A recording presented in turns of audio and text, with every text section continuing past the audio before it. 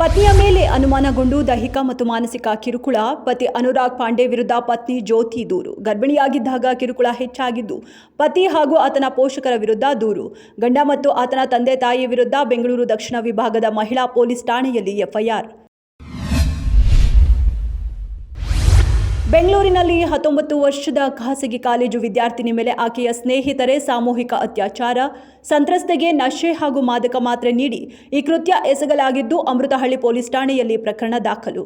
ಯುವತಿ ಡಿಕ್ಸಿನ್ ಎಂಬಾತನ ಪ್ರೀತಿಸುತ್ತಿದ್ದು ಪ್ರೀತಿಯ ಹೆಸರಲ್ಲಿ ಇಬ್ಬರಿಂದ ಅತ್ಯಾಚಾರ ನಡೆದಿದೆ ಎಂಬ ಆರೋಪ.